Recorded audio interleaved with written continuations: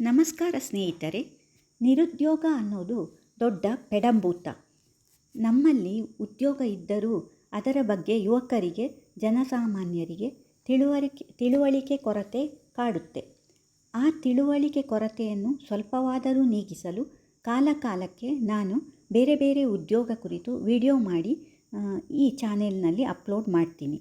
ದಯವಿಟ್ಟು ನನ್ನ ಚಾನೆಲ್ಗೆ ಸಬ್ಸ್ಕ್ರೈಬ್ ಆಗುವ ಮೂಲಕ ಆ ಮಾಹಿತಿಯನ್ನು ತಾವು ಉಪಯೋಗಿಸಿಕೊಳ್ಳಬಹುದು. ಇವತ್ತಿನ ಜಾಬ್ ಇನ್ಫಾರ್ಮೇಷನ್ ಭಾರತೀಯ ರೈಲ್ವೆ ಇಲಾಖೆಗೆ ಸಂಬಂಧಿಸಿದ್ದು.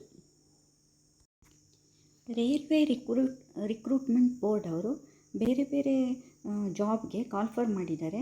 ಅದರಲ್ಲಿ junior engineer, depot material superintendent, chemical ಮತ್ತು ಮೆಟಲರ್ಜಿಕಲ್ ಅಸಿಸ್ಟೆಂಟ್, ಕೆಮಿಕಲ್ ಸೂಪರ್ವೈಸರ್ ಮತ್ತು ಮೆಟಲರ್ಜಿಕಲ್ ಸೂಪರ್ವೈಸರ್ ಪೋಸ್ಟಿಗೆ ಕಾಲ್ಫರ್ ಮಾಡಿದ್ದಾರೆ. Opening date of application 30/7/2024.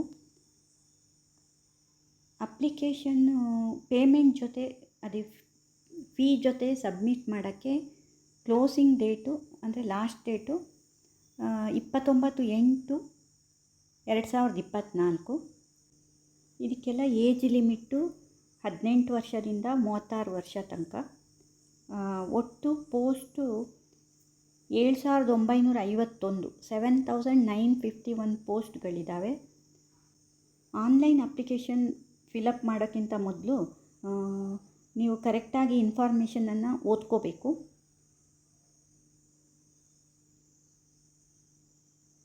ಆಮೇಲೆ ಪೋಸ್ಟ್ ಪ್ಯಾರಾಮೀಟರ್ ಅಂದರೆ ಅನೆಕ್ಸ್ಚರ್ ಎ ಮತ್ತು ಅನೆಕ್ಸ್ಚರ್ ಬಿ ಅಂತ ಇರುತ್ತೆ ಟೇಬಲ್ಗಳು. ಅದನ್ನು ಕರೆಕ್ಟಾಗಿ ಅದರಲ್ಲಿ ಎಲಿಜಿಬಿಲಿಟಿ ಎಲ್ಲ ಇರುತ್ತೆ, ಅದನ್ನು ನೋಡ್ಕೊಳ್ಳಿ. ಎಕ್ಸಾಮ್ ಕಂಡಕ್ಟ್ ಮಾಡುವಾಗ 2 ಸ್ಟೇಜಲ್ಲಿ ಕಂಡಕ್ಟ್ ಮಾಡ್ತಾರೆ. ಇದೆಲ್ಲ ಕಂಪ್ಯೂಟರ್ ಬೇಸ್ಡು ಟೆಸ್ಟ್ ಆಗಿರುತ್ತೆ.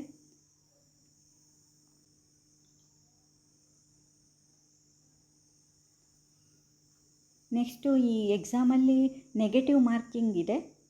ಆದ್ದರಿಂದ ಯಾವುದೇ ಒಂದು ತಪ್ಪು ಆನ್ಸರಿಗೆ 1/3 ಮಾರ್ಕ್ ಕಳೀತಾರೆ. ಅಪ್ಲಿಕೇಶನ್ನಲ್ಲಿ ನಿಮ್ಮ ಹೆಸರು, ಫಾದರ್ ನೇಮು ಮತ್ತು ಡೇಟ್ ಆಫ್ ಬರ್ತನ್ನು SSLC ಸರ್ಟಿಫಿಕೇಟಲ್ಲಿರೋ ಥರನೇ ಫಿಲಪ್ ಮಾಡಬೇಕು.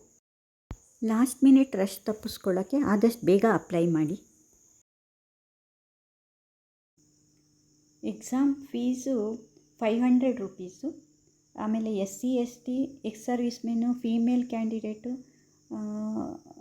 ಮೈನಾರಿಟೀಸು, ಎಕನಾಮಿಕಲಿ ಬ್ಯಾಕ್ವರ್ಡ್ ಕ್ಲಾಸ್ನವರಿಗೆಲ್ಲ 250 ರೂಪಾಯಿ.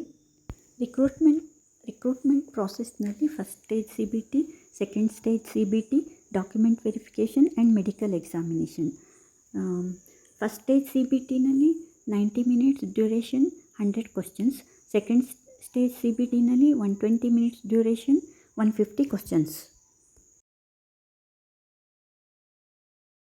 ಒಂದಕ್ಕಿಂತ ಜಾಸ್ತಿ RRBಗೆ ಅಪ್ಲೈ ಮಾಡಿದವ್ರದ್ದು ಅಪ್ಲಿಕೇಶನನ್ನು ರಿಜೆಕ್ಟ್ ಮಾಡ್ತಾರೆ. ಸ್ಕ್ರೀನ್ ಮೇಲೆ RRB ವೆಬ್ಸೈಟ್ ಅಡ್ರೆಸ್ ಇದೆ. ಏನೇ ಇನ್ಫಾರ್ಮೇಷನ್ ಬೇಕಾದರೂ ಈ ವೆಬ್ಸೈಟನ್ನು ಕಾಂಟ್ಯಾಕ್ಟ್ ಮಾಡ್ಬೋದು.